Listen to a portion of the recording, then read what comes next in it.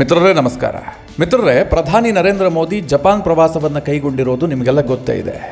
ಜಪಾನ್ನಲ್ಲಿ G7 ಶೃಂಗಸಭೆ ನಡೆಯಿತು. ಈ ಹಿನ್ನೆಲೆಯಲ್ಲಿ ಪ್ರಧಾನಿ ನರೇಂದ್ರ ಮೋದಿ ಜಪಾನ್ ಪ್ರವಾಸವನ್ನು ಕೈಗೊಂಡಿದ್ದಾರೆ. ಮಿತ್ರರೇ, ಪ್ರಧಾನಿ ನರೇಂದ್ರ ಮೋದಿ ಈ ಬಾರಿ ಜಪಾನ್ಗೆ ಮಾತ್ರ ಹೋಗ್ತಾ ಇಲ್ಲ. ಅವರು ಒಟ್ಟು 3 ದೇಶಗಳ ಪ್ರವಾಸವನ್ನು ಹಮ್ಮಿಕೊಂಡಿದ್ದರು. ಮುಖ್ಯವಾಗಿ ಅವರು ಜಪಾನ್ಗೆ G7 ಶೃಂಗಸಭೆಗಾಗಿ ತೆರಳಿದರು. ಅದಾದ ನಂತರ ಅವರು ಆಸ್ಟ್ರೇಲಿಯಾ ಮತ್ತು ನ್ಯೂಗಿನಿಯ ಪ್ರವಾಸವನ್ನು ಕೈಗೊಂಡರು. ಮಿತ್ರರೇ, ಆಸ್ಟ್ರೇಲಿಯಾಗೆ ಯಾಕೆ ಹೋದರು ಅಂತಂದರೆ ಅಲ್ಲಿ ಕ್ವಾಡ್ ಸಮಾವೇಶ ನಡೀಬೇಕಾಗಿತ್ತು. ಆದರೆ ಅಮೆರಿಕದ ಅಧ್ಯಕ್ಷ ಜೋ ಬೈಡನ್ ತನ್ನದೇ ಆದಂಥ ಕಾರಣಗಳಿಂದಾಗಿ ಆಸ್ಟ್ರೇಲಿಯಾ ಪ್ರವಾಸವನ್ನು ಕೈಗೊಳ್ಳೋದಕ್ಕೆ ಸಾಧ್ಯ ಆಗಲಿಲ್ಲ. ಅವರು ವಾಪಸ್ ಅಮೆರಿಕಕ್ಕೆ ಹೋಗಬೇಕಾಗಿ ಬಂತು. ಹೀಗಾಗಿ ಕ್ವಾಡ್ ಸಮಾವೇಶ ರದ್ದಾಯಿತು. ಆದರೆ ಪ್ರಧಾನಿ ನರೇಂದ್ರ ಮೋದಿ ತನ್ನ ಪ್ರವಾಸವನ್ನು ರದ್ದು ಮಾಡಲಿಲ್ಲ.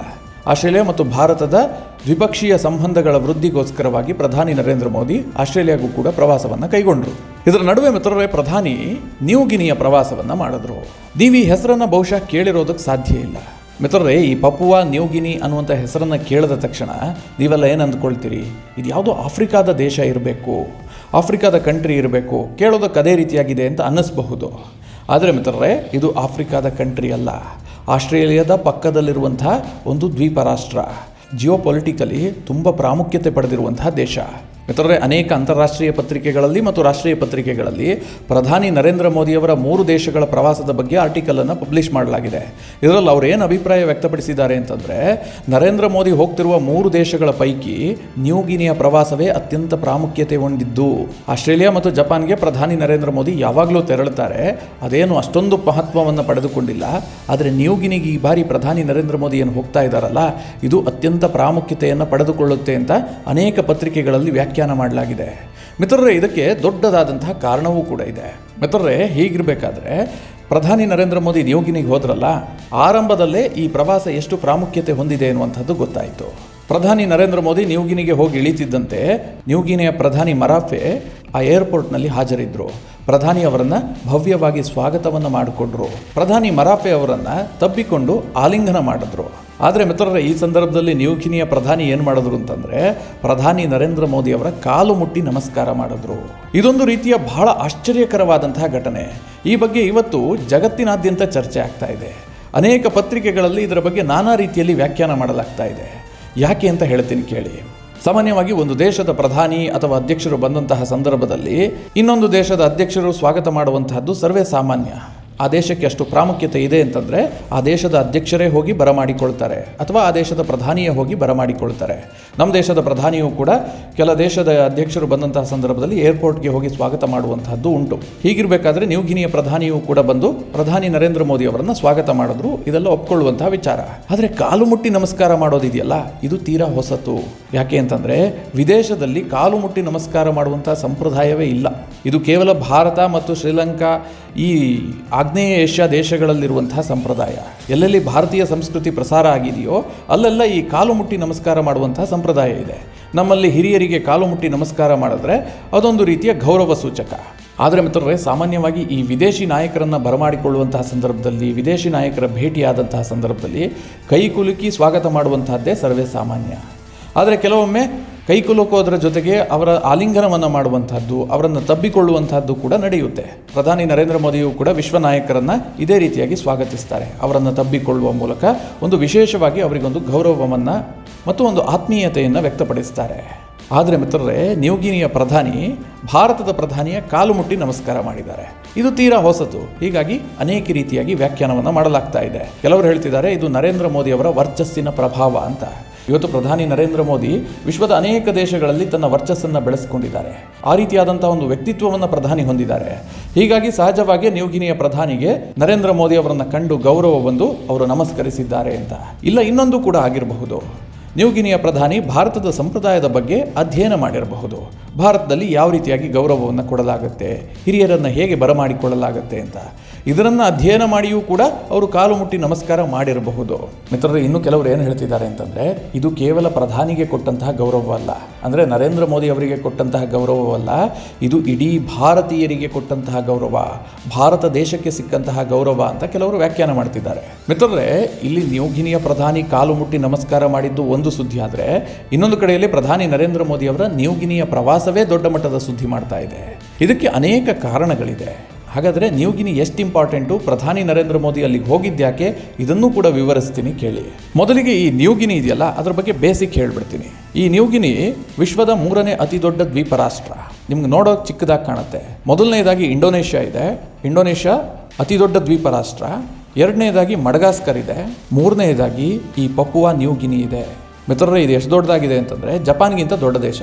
ಜಪಾನ್ ದ್ವೀಪ ರಾಷ್ಟ್ರಗಳ ಪಟ್ಟಿಯಲ್ಲಿ 4ನೇ ಸ್ಥಾನದಲ್ಲಿ ಬರುತ್ತೆ, ನ್ಯೂಗಿನಿ 3ನೇ ಸ್ಥಾನದಲ್ಲಿ ಬರುತ್ತೆ. ಮಿತ್ರರೇ, ನ್ಯೂಗಿನಿಯಲ್ಲಿ ಸಾವಿರಾರು ವರ್ಷದ ಕಲ್ಚರ್ ಇದೆ. ಅದೇನು ಇತ್ತೀಚಿನ ದೇಶ ಅಲ್ಲ, ಅಲ್ಲಿ ಬಹಳ ಪುರಾತನವಾದ ಸಾಂಸ್ಕೃತಿಕ ಹಿನ್ನೆಲೆ ಹೊಂದಿರುವಂತಹ ದೇಶ ಅದು. ಮಿತ್ರರೇ, ಇಂಥ ನ್ಯೂಗಿನಿ ಇದೆಯಲ್ಲ, ಇದು ಅನೇಕ ವರ್ಷಗಳ ಕಾಲ ಆಸ್ಟ್ರೇಲಿಯಾದ ಭಾಗ ಆಗಿತ್ತು.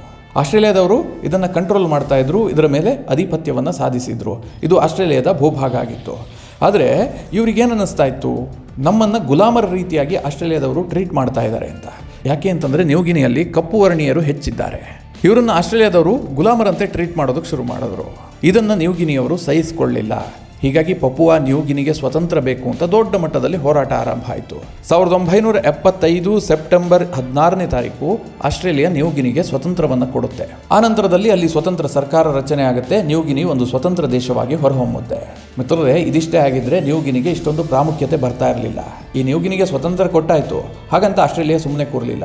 ಇಲ್ಲಿ ತನ್ನ ಮಿಲಿಟರಿ ಆಧಿಪತ್ಯವನ್ನು ಹೆಚ್ಚೆಚ್ಚು ಮಾಡೋದಕ್ಕೆ ಶುರು ಮಾಡುತ್ತೆ. ಈ ನ್ಯೂಗಿನಿಯನ್ನು ತನ್ನ ಬಫರ್ ದೇಶವಾಗಿ ನೋಡೋದಕ್ಕೆ ಶುರು ಮಾಡುತ್ತೆ. ಅಂದರೆ ಒಂದು ವೇಳೆ ಆಸ್ಟ್ರೇಲಿಯಾದ ಮೇಲೆ ಯಾರು ಅಟ್ಯಾಕ್ ಮಾಡಬೇಕು ಅಂತಂದರೆ ನ್ಯೂಗಿನಿ ಒಂಥರ ಗುರಾಣಿ ರೀತಿಯಲ್ಲಿರಬೇಕು, ಅದೊಂದು ಬಫರ್ ದೇಶವಾಗಿರಬೇಕು ಅಂತ ಆಸ್ಟ್ರೇಲಿಯಾ ಯೋಚನೆ ಮಾಡುತ್ತೆ. ಆದರೆ ಮಿತ್ರರೇ, ನ್ಯೂಗಿನಿಗೆ ಇದಿಷ್ಟ ಇರೋದಿಲ್ಲ. ಆಸ್ಟ್ರೇಲಿಯಾದ ಕಂಟ್ರೋಲ್ ಇದೆಯಲ್ಲ, ಇದನ್ನು ನ್ಯೂಗಿನಿ ಒಪ್ಕೊಳ್ಳೋದಿಲ್ಲ. ಇಂಥ ಸಂದರ್ಭದಲ್ಲಿ ನ್ಯೂಗಿನಿ ಹೆಚ್ಚಾಗಿ ಚೈನಾ ಕಡೆಗೆ ವಾಲೋದಕ್ಕೆ ಶುರುವಾಗುತ್ತೆ. ಚೈನಾ ಕೂಡ ಈ ಜಿಯೋಪೊಲಿಟಿಕಲಿ ನ್ಯೂಗಿನಿ ಎಷ್ಟು ಇಂಪಾರ್ಟೆಂಟ್ ಅನ್ನೋದನ್ನು ಚೆನ್ನಾಗಿ ಅರಿತುಕೊಂಡಿತ್ತು. ಆಸ್ಟ್ರೇಲಿಯಾವನ್ನು ನಿಯಂತ್ರಿಸಬೇಕು, ದಕ್ಷಿಣ ಚೀನಾ ಸಮುದ್ರದಲ್ಲಿ ತನ್ನ ಆಧಿಪತ್ಯವನ್ನು ಸಾಧಿಸಬೇಕು ಅಂತಂದರೆ ನ್ಯೂಗಿನಿಯಲ್ಲಿ ತನ್ನ ಪ್ರಭಾವ ಜಾಸ್ತಿ ಇರಬೇಕು ಅಂತ ಚೀನಾ ಬಯಸ್ತು. ಇದಕ್ಕೋಸ್ಕರವಾಗಿ ನ್ಯೂಗಿನಿಗೆ ಹೇರಳವಾಗಿ ಚೀನಾ ಸಹಾಯ ಮಾಡುತ್ತೆ. ಯಾವ ಸಹಾಯ? ಆರ್ಥಿಕವಾಗಿ ಸಹಾಯ ಮಾಡುವಂತಹದ್ದು, ಹೆಚ್ಚೆಚ್ಚು ಸಾಲವನ್ನು ಕೊಡೋದು.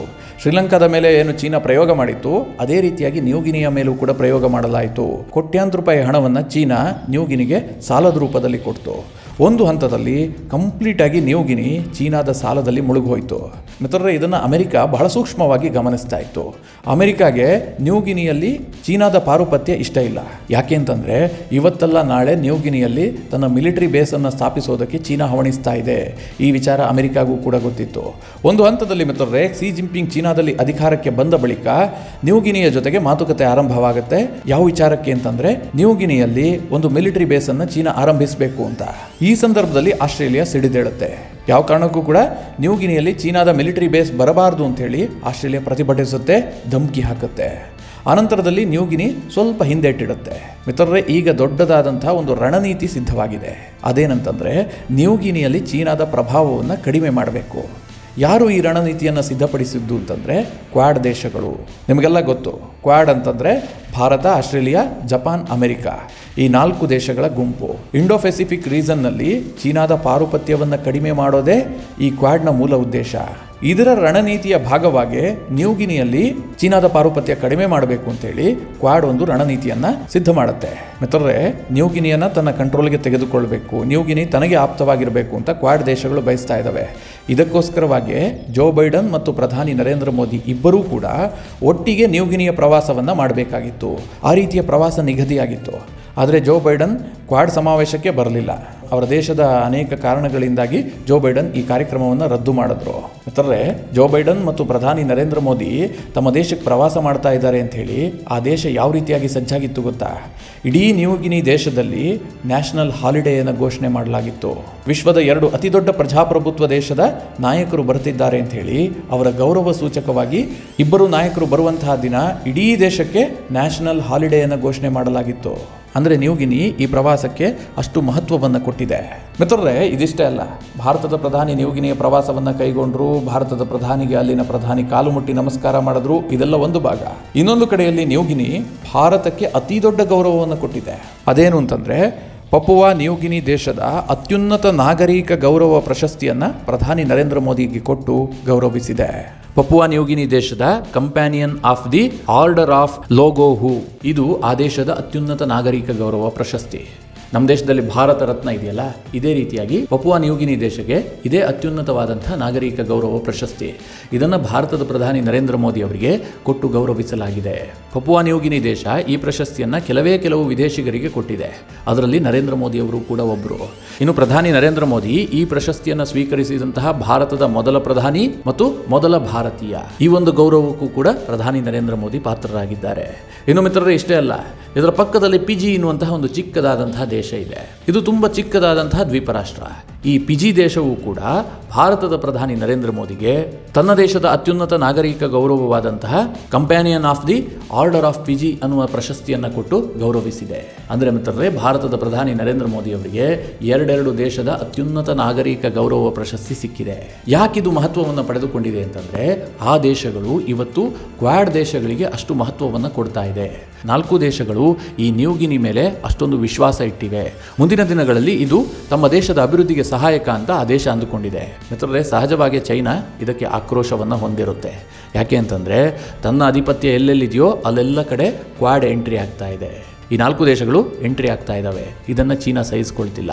ಹೀಗಾಗಿ ಮಿತ್ರರೇ, ಈ ಬೆಳವಣಿಗೆಯನ್ನು ಪ್ರಧಾನಿ ನರೇಂದ್ರ ಮೋದಿ ನ್ಯೂಗಿನಿ ಪ್ರವಾಸವನ್ನು ಕೈಗೊಂಡಿದ್ದರ ಬಗ್ಗೆ ಅನೇಕ ಅಂತಾರಾಷ್ಟ್ರೀಯ ಪತ್ರಿಕೆಗಳಲ್ಲಿ ನಾನಾ ರೀತಿಯಾಗಿ ವ್ಯಾಖ್ಯಾನವನ್ನು ಮಾಡಲಾಗ್ತಾ ಇದೆ.